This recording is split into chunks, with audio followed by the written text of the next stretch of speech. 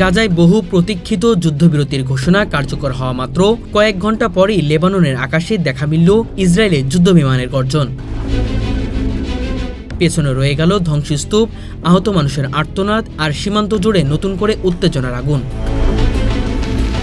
Israeli সামরিক বাহিনী জানায়, তারা লেবাননের দক্ষিণাঞ্চলে হেজবুল্লাহর সামরিক অবকাঠামো ও নজরদারি স্থাপনা লক্ষ্য করে প্রতিরোধমূলক হামলা চালিয়েছে। তবে লেবানন সরকার ও স্থানীয় সূত্র দাবি করছে, এই হামলায় বেসামরিক এলাকা ক্ষতিগ্রস্ত হয়েছে। অন্তত ৫ জন নিহত এবং ২০ জনের বেশি আহত হয়েছেন। যুদ্ধবিরতির পর এমন হামলা মধ্যপ্রাচ্যের স্থিতিশীলতার জন্য বড় হুমকি হয়ে দেখা দিয়েছে, বিশেষ করে যখন গাজা উপত্যকায় মানুষ একটু শান্তির নিঃশ্বাস নিতে শুরু করেছিল। লেবাননের স্থানীয় গণমাধ্যম জানিয়েছে, ইসরায়েলি বিমান হামলা সবচেয়ে বেশি হয়েছে টায়র ও নাবাতিহের অঞ্চলে, যেখানে একাধিক ভবন ও যানবাহন সম্পূর্ণ ধ্বংস হয়ে গেছে। হেজবুল্লাহর এক বিবৃতিতে জানিয়েছে, ইসরায়েলের এই হামলা যুদ্ধবিরতির শর্ত ভঙ্গের শামিল এবং এর কঠোর প্রতিশোধ নেওয়া হবে।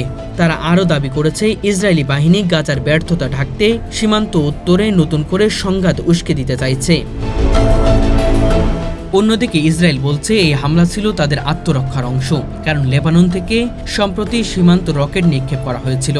বিশ্লেষকরা বলেছেন, এই হামলা শুধু লেবানন বা গাজার সীমান্তবর্তী বিষয় নয়, বরং পুরো মধ্যপ্রাচ্যের ভূরাজনৈতিক ভারসাম্যকে নড়িয়ে দিচ্ছে। গাজার যুদ্ধবিরতির মাধ্যমে যুক্তরাষ্ট্র কাতারের মধ্যস্থতায় এক ধরনের কূটনৈতিক আশার সঞ্চার হয়েছিল, কিন্তু ইসরায়েলের এই নতুন অভিযান সেই আশাকে মাটিচাপা দিয়েছে। এখন প্রশ্ন উঠেছে, ইসরায়েল কি প্রকৃত অর্থে যুদ্ধবিরতির আস্থা রাখছে, নাকি এটি তাদের কৌশলগত সময় উৎক্ষেপণ? গাজার রক্তপাত বন্ধ হলেও এখনও লেবানন সীমান্তে ভয় ছড়িয়ে যুদ্ধ ফের শুরু হওয়ার। এক লেবানিজ নাগরিক স্থানীয় টিভিতে বলেন, আমরা ভেবেছিলাম শান্তি আসছে, কিন্তু আবারও আকাশে আগুন। একটি যুদ্ধ থামলেও অন্য সীমান্তে নতুন সংঘাতের আগুন জ্বলছে।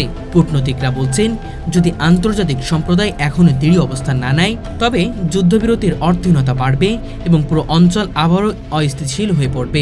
গাজার ধ্বংসস্তূপে যখন মানুষ শান্তির নিঃশ্বাস নিতে চাইছে, তখন লেবাননের আকাশে নতুন আগুন যেন পুরো অঞ্চলকে ভবিষ্যৎকে অনিশ্চিত করে তুলছে।